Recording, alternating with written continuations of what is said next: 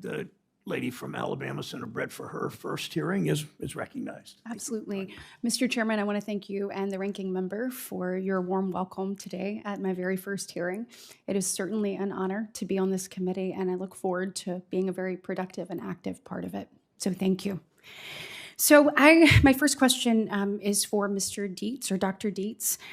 We know the Biden administration has actually put in more rules and regulations in the first 2 years of their administration than Obama did in 8. When we look at that, it undoubtedly contributes to inflation and to stifled economic growth across the board, and I believe the housing sector is no exception to that. I understand the regulations add cost to building homes, 25% of the cost of constructing a single-family home and 40% of a multi-family home due to regulations. So I know that you face regulations both at a state and a local level, and I wanted to know if you could share some of those existing regulations that are really driving up cost for home buyers. Yeah, I think a good example at the federal level is the Waters of the U.S. rule, which is both confusing but adds costs, makes it difficult to bring land to market, takes longer, provides a lot of money for consultants to do studies, but provides that uncertainty during the land development process that can take 2, 3, 4, 5 years. At the local level, we already talked about zoning rules, but you also have rising impact fees, delay requirements. Just the delay itself of getting land approved, construction projects approved, all of that results in higher rents and higher home prices. So if we're really serious about tackling housing affordability, we need to find ways to reduce the red tape and bring homes to market faster.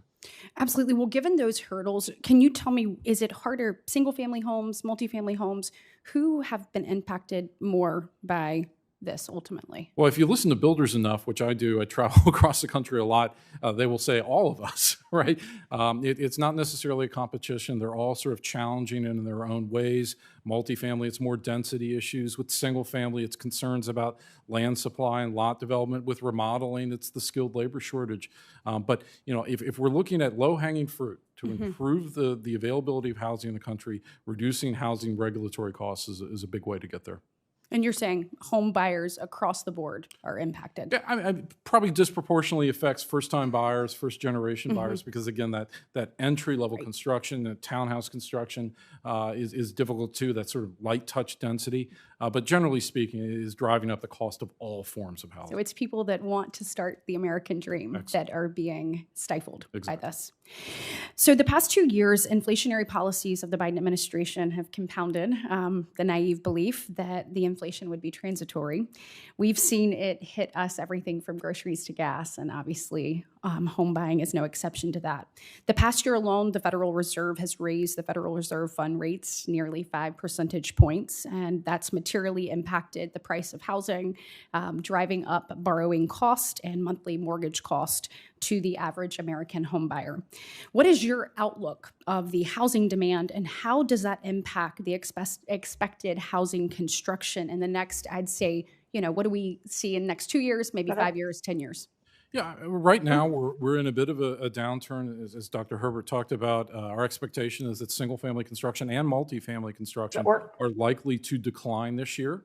But we see a turning point ahead for single-family home building. In fact, after 12 straight months of decline for builder sentiment that we measure each month, we actually got an uptick in January. So I think in the short run, we're going to see some stabilization. And then 2025 through 2030, if we can just get the regulatory burdens out of the way, 2025 through 2030 will be a pretty good runway for home building growth, because we've got to reduce that structural housing deficit that's in place, that shortage. Absolutely. And as we talk, obviously, about the home building, I think it's important to make sure that people can get access to capital, that they can be financed. Is there anything you can tell us about the status of the loan market, or anything that the committee needs to consider to make sure that capital is available for these people who want to achieve the American dream? Yeah, this is where we don't see enough focus. I think when we talk about lending and loans in housing, we're typically thinking about mortgages on the demand side. But keep in mind, about 2/3 of home construction is undertaken by smaller builders,